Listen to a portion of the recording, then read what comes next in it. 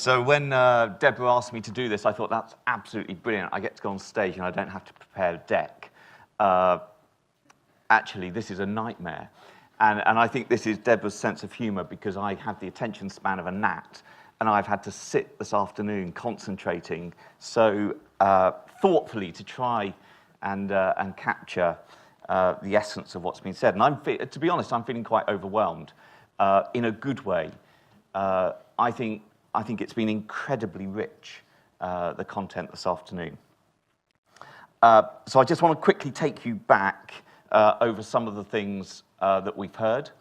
And all I'm going to do is just share with you kind of, I guess, what's stuck in my mind from those sessions. And there are a few themes that have clearly emerged. So first of all, I'm going to take you back to Kenton Cool. I just want to know if he was given that name or grew into that name.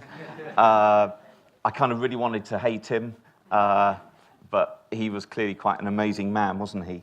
I think I lost weight in that session. I noticed my heart was racing, and I guess I've got some kind of sensible takeaways, but a few personal ones. I never want to climb Everest. I never want to cross a ladder over a canyon like that. And I never want to stand next to him on stage, because I'll just look podgy and pasty. But three things which I really took away from his session. One, make your own decisions. There was a real sense that he has to own every decision that he makes. And that level of commitment to those decisions, those life-deciding decisions, was a real challenge.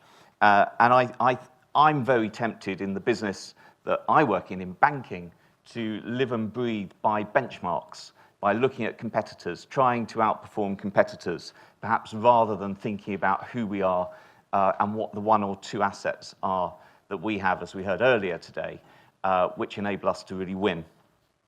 The second one, deadlines are critical, and that was true in a very literal sense for him. But I wrote down, be disciplined, be diligent, and work really hard to get to the summit. You don't get that great photo easily. I will get my great photo in a virtual reality setting, and that will do for me. But he works very hard to get to the summit every time.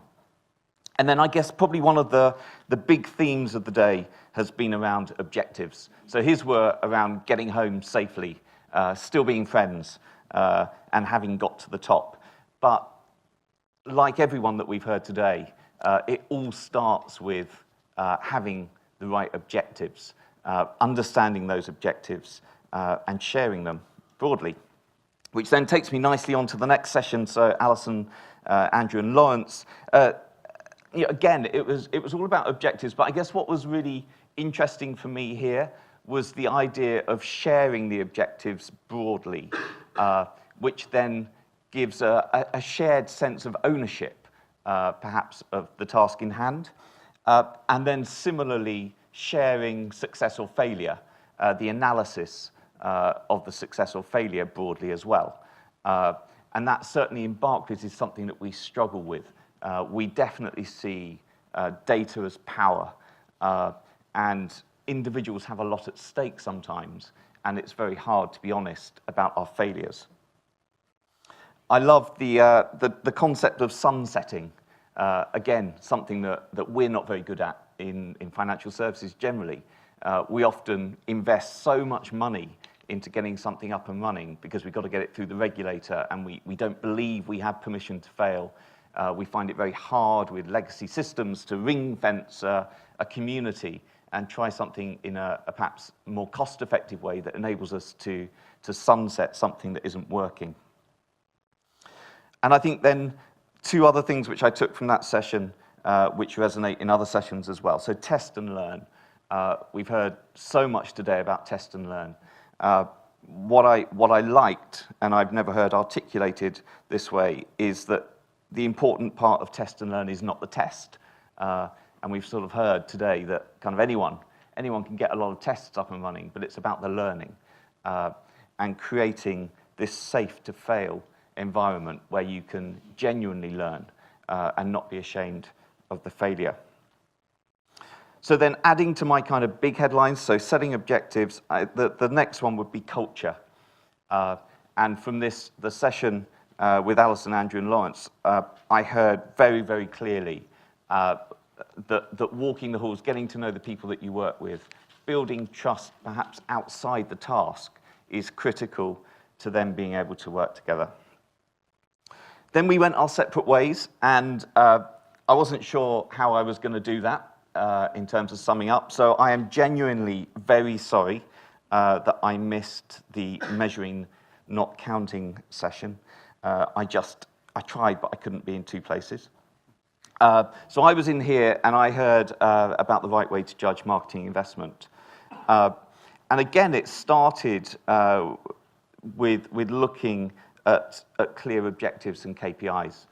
So we heard from Owen in the Work and Pensions department, Richard at AMEC, and Peter at Vodafone.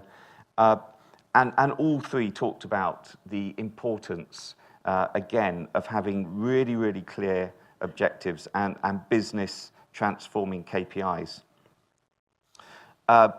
Peter from Vodafone again talked about discipline and rigor. The whole pulse test is all about nudging things forward, really being on top of the data, really understanding what's happening, and taking the time to bring people on the journey with you. So interpreting what's happening into the cold, hard facts of the business. And then again, it came back to culture. So in Vodafone, clearly Peter is reliant on people trusting him to try things in a different way. And that comes from a culture of trust and mutual respect.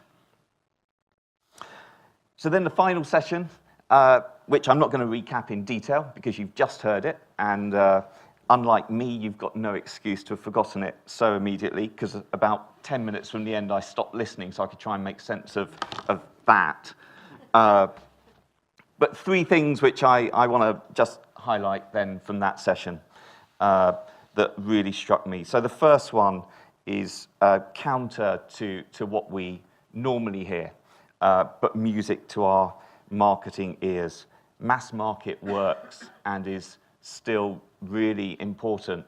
And if I just take you back to the beginning of the day when we saw the Guinness ad, who wouldn't have wanted to A, make that ad, but also work for that company and drink that beer? There was something so powerful in the scale and the ambition and just the bigness of that.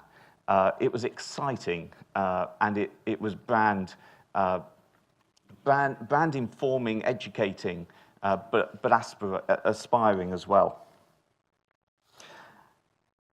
Secondly, budget matters. And again, you know, we all get squeezed on budget. And we at Barclays have certainly been moving to digital first, and people get very excited about digital first, primarily because if they're not in marketing, they think it's cheaper. And they will think about the owned environment and how we can cut our budget and try and speak to people free.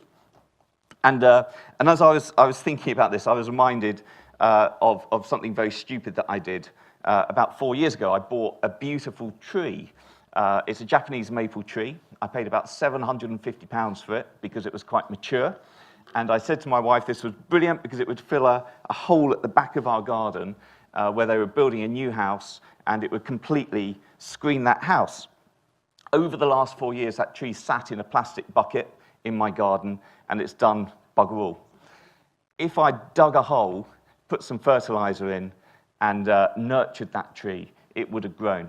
And I think what I heard this afternoon is we can produce the best content in the world, we can produce the best customer experience, but if we only talk about it in our own environments, in our owned environments, and we don't pour investment into that content and into that conversation, then it may as well just be a beautiful tree in a plastic bucket outside my house.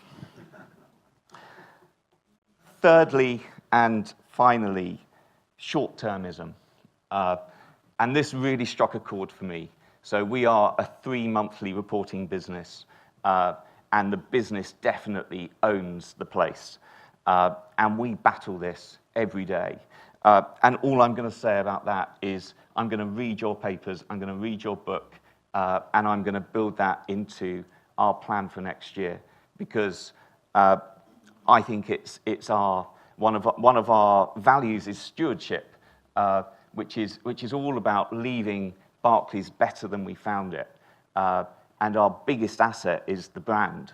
And our commitment as marketeers has to be to leave that brand in a better place than we found it. So, just finally, because I'm over time, one of the things which really struck me this morning, very simple line from Jan Gooding. What is marketing effectiveness? Did it work? How do we know if it worked? We set clear objectives and we measure it effectively. Learning is the most important part of test and learn, and it isn't all free. Thank you very much.